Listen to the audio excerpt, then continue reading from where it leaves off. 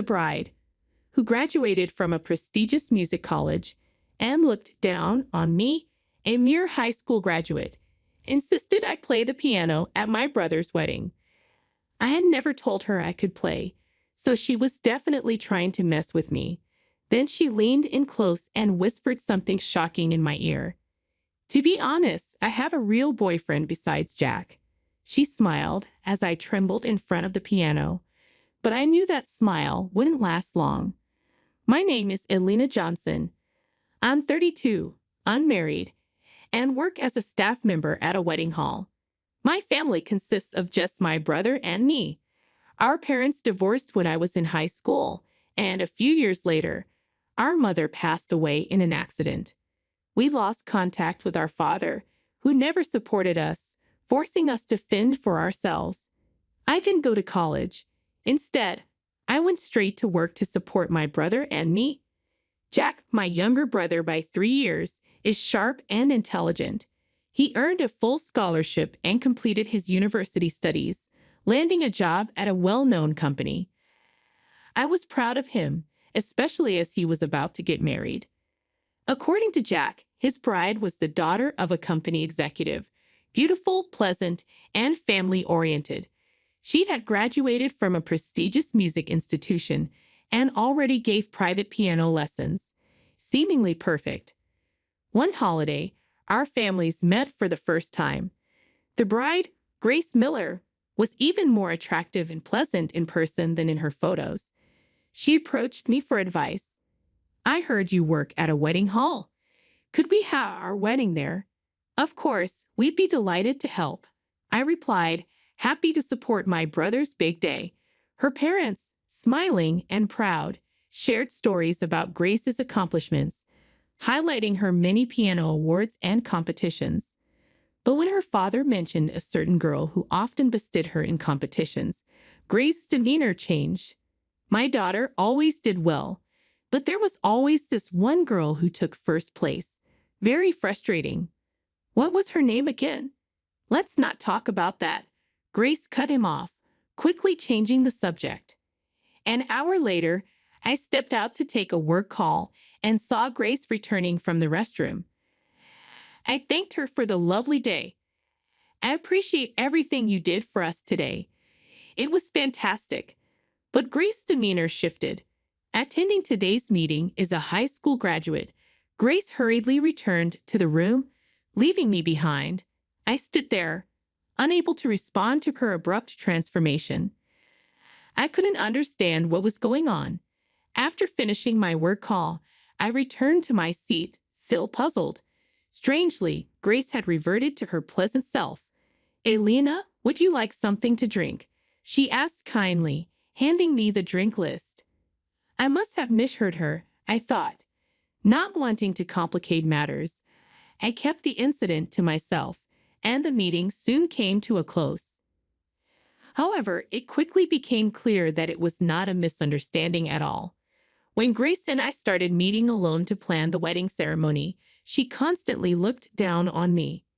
You don't resemble Jack, who is very attractive, she would say every time we met, implying I was unattractive. Grace was sarcastic, often mocking my high school education and unmarried status. If you have time to assist others in getting married, why don't you worry about yourself? She sneered.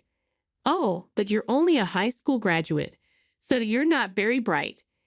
And you lack manners because you were raised by a single mother. I don't think you'll be able to find a partner. She often boasted about her piano skills. I'm the one who always won the top prize in piano competitions. I'm not like you, who only finished high school and went straight to work. Grace's constant jabs wore me down. Although she was supposed to be my brother's wife, I couldn't bring myself to like her. But Jack had chosen her, and their relationship seemed to be going well. I decided to keep Grace's true nature a secret from my brother, believing I was the only one who had to endure her cruelty. Months passed, and it was finally the day of the wedding. As the daughter of an executive, Grace had many company employees in attendance. We had made special arrangements for them, treating them as VIPs due to their high number. Though I could have taken the day off as the groom's sister, I wanted to be part of my brother's special day, even if only from behind the scenes. Consequently, I was permitted to work as a staff member until just before the ceremony began. With only a few minutes left before the ceremony, two of Grace's female friends entered the dressing room while I was touching up my makeup. I wanted to say hello, but I needed to finish quickly. Besides, they were engrossed in a lively conversation, so I continued working on my hair and makeup without interrupting them. Suddenly, their conversation took an unexpected turn. "Hey, you know Grace is dating another guy, right?" One said. "I've heard he's a guy from the nightclub. She said she was getting married today just to keep up appearances." The other replied, "If that's true, I feel sorry for the groom who has no idea." My mind went blank, and I panicked to stop this marriage immediately, but I couldn't cancel the ceremony without proof. The wedding ceremony began, leaving me feeling bewildered. Guests provided entertainment as the ceremony neared its midpoint. Grace's friends, all music college graduates, played beautiful pieces on their instruments. Suddenly, Grace picked up the microphone and announced, "Now my sister-in-law will make a presentation on the piano." All eyes in the hall were suddenly on me. I panicked, as Grace had never mentioned this. I had never told her I could play the piano, so this unexpected announcement caught me off guard. This wasn't part of the plan. Grace was supposed to play the piano in the second half of the wedding, so it wasn't even ready yet.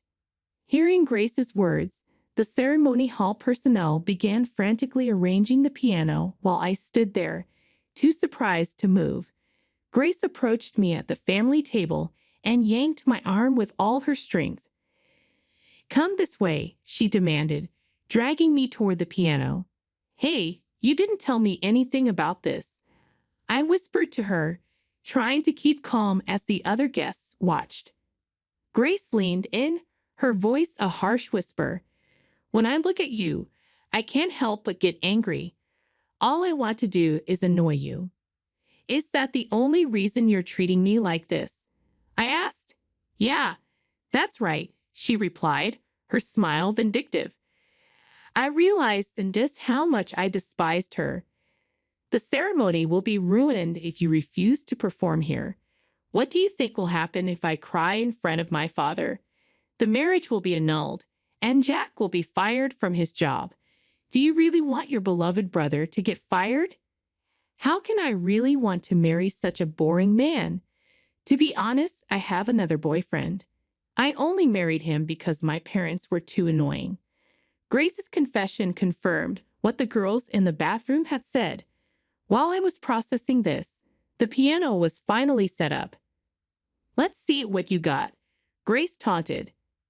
As she instructed, I sat down on the piano bench. My body started shivering, and I could feel my breath coming in heavy gasps. Maybe it's too much to ask of someone who only graduated high school. "Perhaps you've never even touched a piano," Grace said, her triumphant smile widening. The audience was growing increasingly noisy. A staff member, noticing my distress, approached me.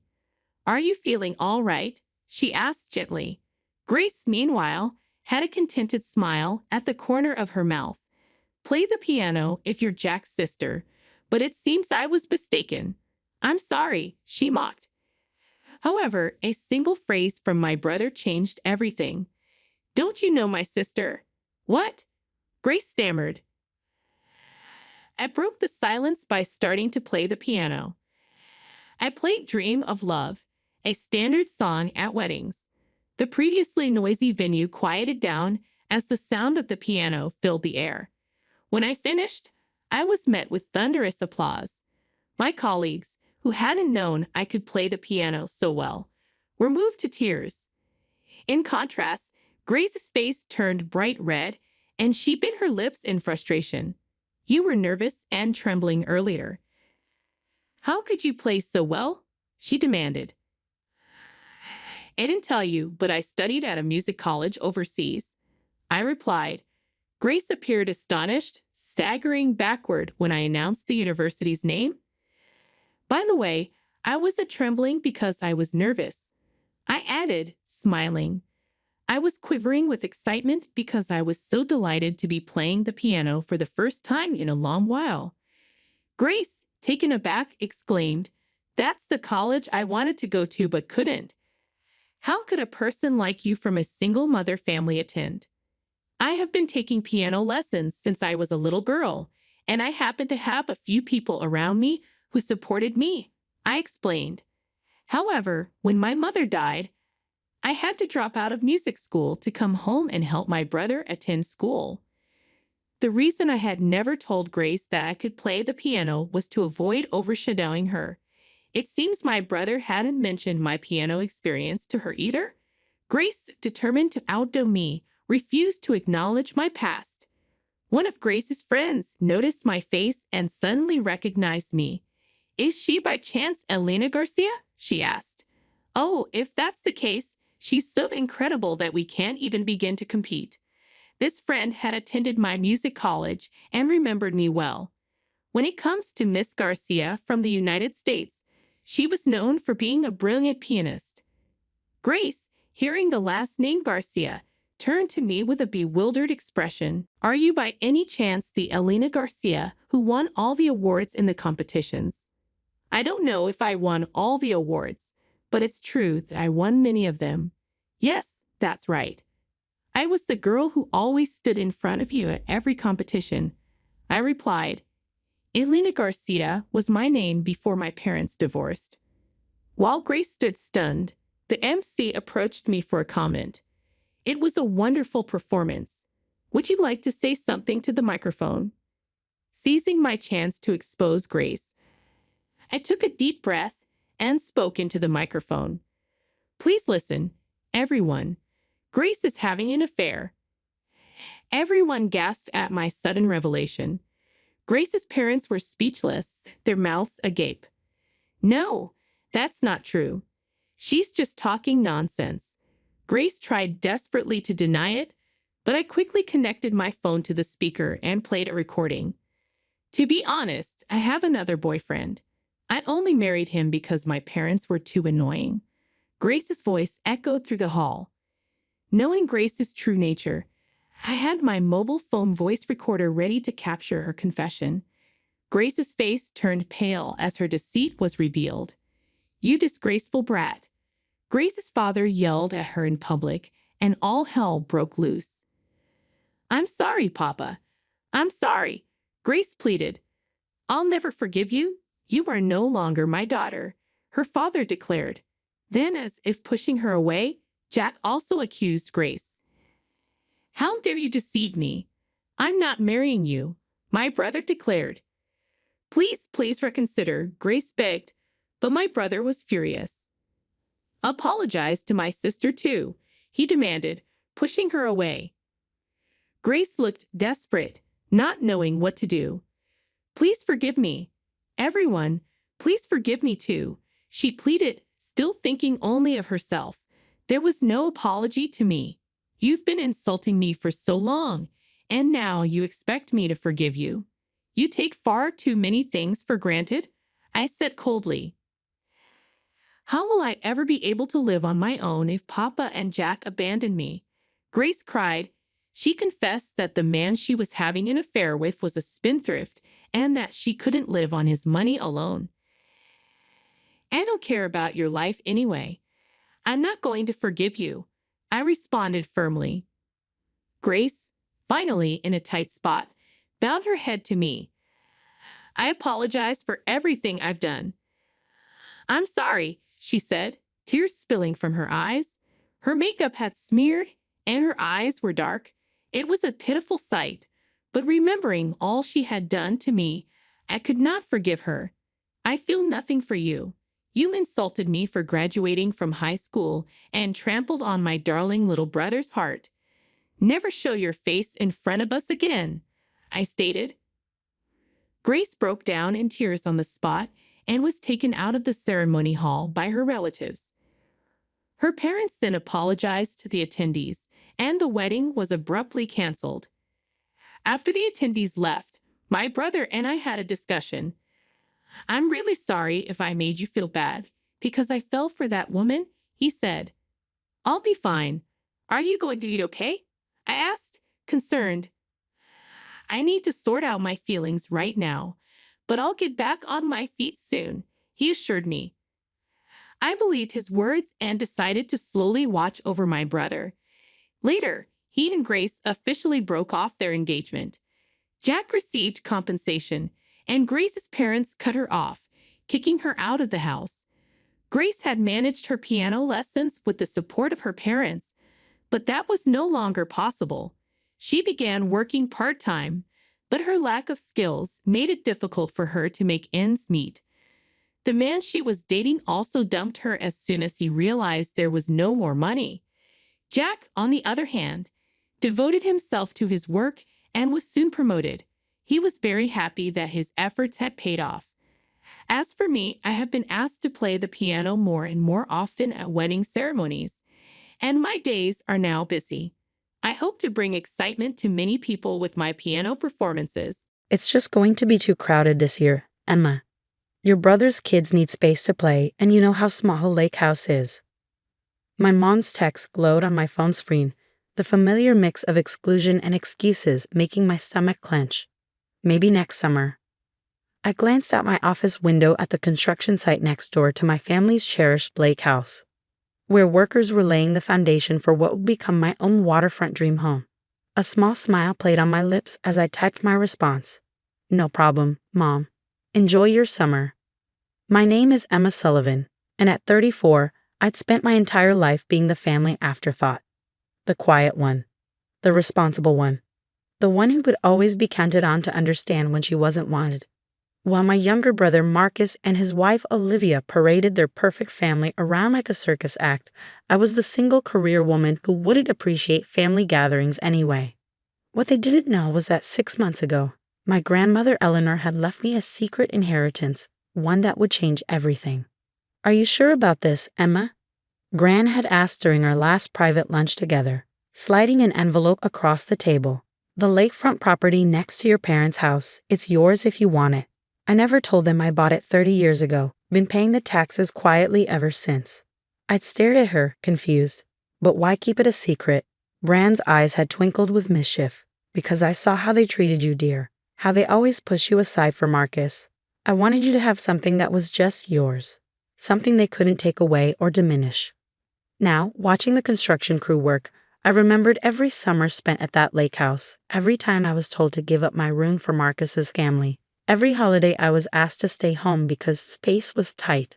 The property Gran left me was twice the size of my parents' lot, with better views and private beach access. My phone buzzed again. Another text from Mom. I knew you'd understand, honey. Marcus's twins need the extra bedroom this year, and Olivia's expecting again. We have to make space for the nursery. I set my phone down without responding and walked out to meet with Carlo, my architect. How's everything progressing? I asked, surveying the site. Perfectly on schedule, Miss Sullivan. The foundation will be done next week, and then we start on the frame.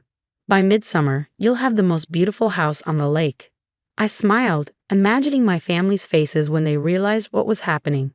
They'd been so wrapped up in Marcus's life that they hadn't even noticed the construction next door. Mom and Dad barely spent time at the lake house outside of summer anyway.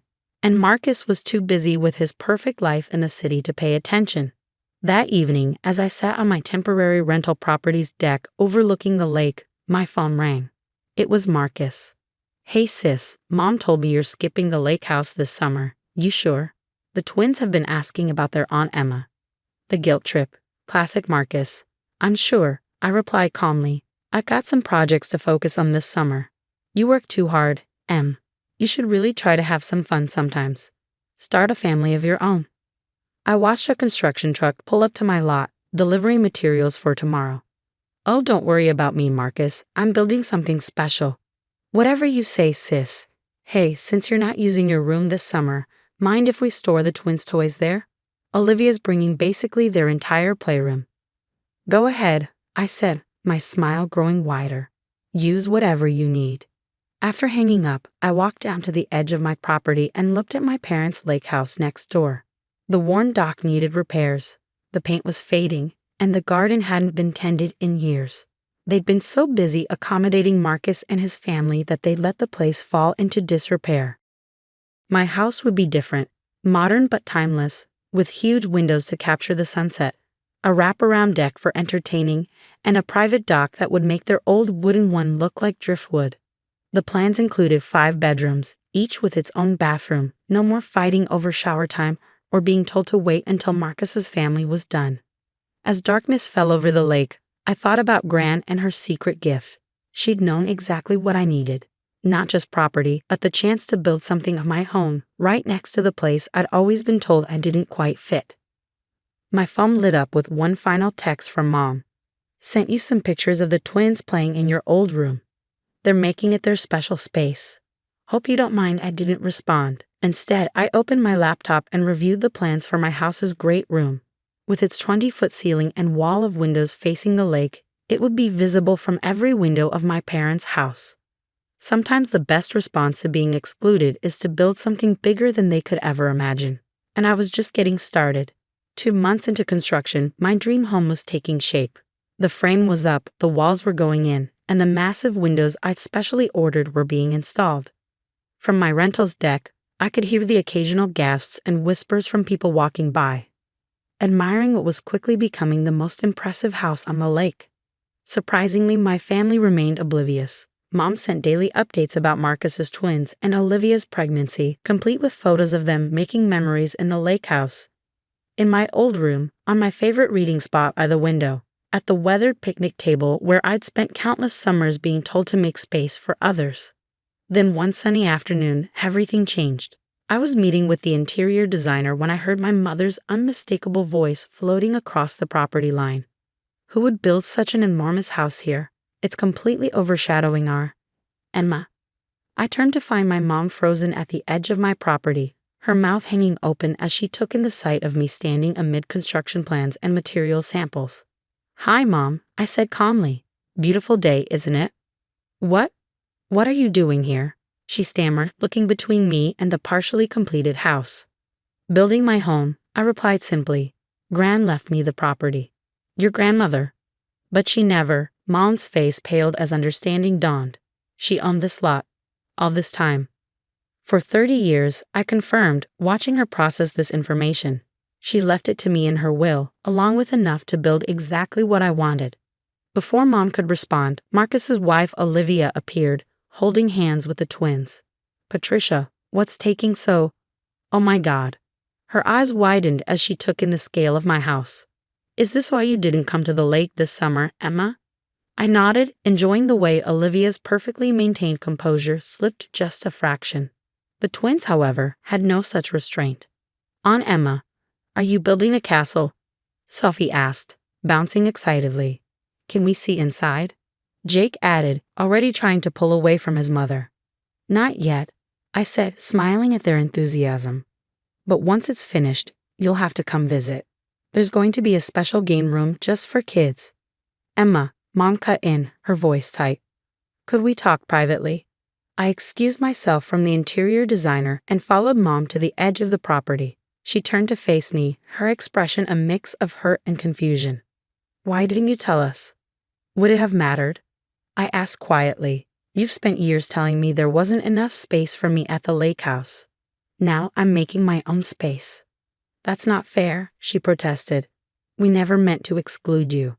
It's just that Marcus's family needed the room more. I finished for her. Needed the attention more. Needed everything more. Mom fell silent, looking back at my house in progress. The great room's cathedral windows were being installed, their massive panes reflecting the afternoon sunlight across the lake. It's going to be beautiful, she finally said, her voice small. Yes, it is. 5 bedrooms, each with its own bathroom. A gourmet kitchen. A deck twice the size of yours. Plenty of room for everyone, when I choose to invite them. The emphasis on choose wasn't lost on her. She flinched slightly, then squared her shoulders. Your father will want to know about this. I'm sure he will, I replied. Just like I'm sure Marcus will suddenly find time to visit more often. Amazing how a better house changes everything, isn't it? As if on cue, my phone buzzed with a text from Marcus. Mom just told me about your house. Why didn't you say anything? We could have helped. I showed the message to Mom, raising an eyebrow. See, already starting. She had the grace to look embarrassed. We've made mistakes, Emma. Big ones, apparently. Yes, you have, I agreed. But this isn't about revenge, Mom. This is about me finally having my own place at the lake, one where I don't have to ask permission to exist. The twins had escaped Olivia's grasp and were pressing their faces against the temporary construction barriers, trying to peek inside. Their excitement was genuine, untainted by the family dynamics that had shaped my summers here. Can we really visit when it's done, Aunt Emma? Sophie called out. Of course, I said, watching Mom's face. There's always room for family who actually want to be here. Mom nodded slowly, understanding the subtle message. She turned to leave, then paused. Your grandmother, she must have really understood. She did, I said softly. She saw everything. As I watched them walk back to the lake house, Mom lost in thought, Olivia herding the reluctant twins, I felt a profound sense of peace. The house wasn't just a building project anymore. It was a statement, a declaration of my worth that no one could ignore. That evening, sitting on my rental's deck, I raised a glass to Gran's memory. Thank you, I whispered to the sunset, for giving me the chance to build something bigger than their expectations. My phone buzzed again. Dad this time. We need to talk about this house situation. I smiled and set the phone aside without responding. The time for talking was over. Now it was time to build. Late August brought the final touches to my lakefront masterpiece. The landscaping was complete, creating a lush, natural barrier between my property and my parents' weathered lake house. My modern dock extended further into the water than theirs, with a covered boat slip and a sundeck that caught the last golden rays of summer. The contrast between the two properties couldn't have been more striking. As my furniture was being delivered, I noticed increased activity next door. Mom was frantically weeding the long-neglected garden, Dad had hired someone to repair their dock, and Marcus had shown up unexpectedly with his family, the first time he'd ever visited the lake house outside of their scheduled summer stay. Emma, he called out, jogging over to my property line. The house looks incredible. Listen, Olivia and I were thinking. No, I said simply, not letting him finish. You don't even know what I was going to say, he protested. You were going to suggest moving your family's summer stay to my house instead. I replied, checking items off my delivery list. The answer is no. His face flushed. Come on, Em. The twins would love it, and with the new baby coming. Marcus, I cut him off, finally looking up. This isn't your backup lake house. This is my home. He ran a hand through his hair, frustration evident. Why are you being so difficult? We're family. Funny how I'm only family when you want something, I observed. Where was this family spirit all those summers I was told to stay away? Before he could respond, Dad appeared behind him. Everything okay here? Perfect, I said, turning back to my clipboard. Marcus was just leaving. That evening, as I arranged furniture in my great room, watching the sunset paint the lake in brilliant oranges and pinks through my wall of windows, Mom appeared at my front door. Can I come in? She asked tentatively. I nodded, continuing to adjust a cushion on my oversized sectional. She walked in slowly, taking in the soaring ceilings, the gleaming hardwood floors, the state-of-the-art kitchen visible through the open floor plan. It's magnificent, Emma, she admitted. Your grandmother would have loved it. She helped design it, I replied. Before she passed, we spent hours going over plans. She knew exactly what this meant to me. Mom sank onto one of my bar stools, looking suddenly older. I've been thinking about what you said, about how we treated you. I kept telling myself we were being fair, that Marcus needed more because of his family. But, she gestured around the room, clearly we were wrong about a lot of things. I stayed quiet, letting her continue. Your father and I, we took you for granted. Assumed you'd always understand, always step aside. We didn't realize we were pushing you away. Did you ever wonder, I asked, my voice steady, why Gran left this to me and not to all of us? Mom's eyes filled with tears. Because she saw what we couldn't, or wouldn't. She saw me, Mom, all of me, not just the convenient parts, not just the pieces that fit into your perfect family picture. She saw how much it hurt every time you chose Marcus, every time you told me to stay away, every time you made me feel like I didn't belong. A sound from the doorway made us both turn. Dad stood there, looking uncomfortable in my grand entryway. The contractor quoted us $20,000 to update our kitchen, he said, avoiding my eyes. Said it would help the property value. I almost laughed. Even now, they were competing, trying to keep up. Dad, I said gently, this was never about property values. It was about having my own place, where I don't have to apologize for existing. He nodded slowly, finally meeting my gaze. We got it wrong, didn't we? Yes, I agreed. But that doesn't mean we can't get it right from here. I walked to my kitchen and pulled out 3 glasses, filling them with wine. Stay for dinner, I offered. Just us. No Marcus, no Olivia, no twins. Let's talk about how we move forward. They accepted, and as we sat at my dining table, watching boats drift past on the lake, something shifted. The conversation was awkward at first, years of unspoken hurts hanging between us. But it was a start. Later that night, after they'd left, I stood on my deck and looked at the 2 houses side by side. My parents' lake house, with its fading charm and decades of memories, both good and painful. And my new home, built on Grand's love and my own strength, a testament to choosing yourself when others won't. My phone buzzed with a text from Marcus. Mom says you're hosting Thanksgiving this year. I smiled, typing back, yes, but only for those who can appreciate being invited, not those who expect it. As the last light faded from the sky, I raised my glass one final time to Gran. She'd given me more than property. She'd given me the courage to build my own place in the world, right next to those who tried to minimize me. Sometimes the biggest revenge isn't about getting even. It's about building something so magnificent that they can't help but see what they missed all along. And as I looked at my beautiful home, I knew I'd built exactly that.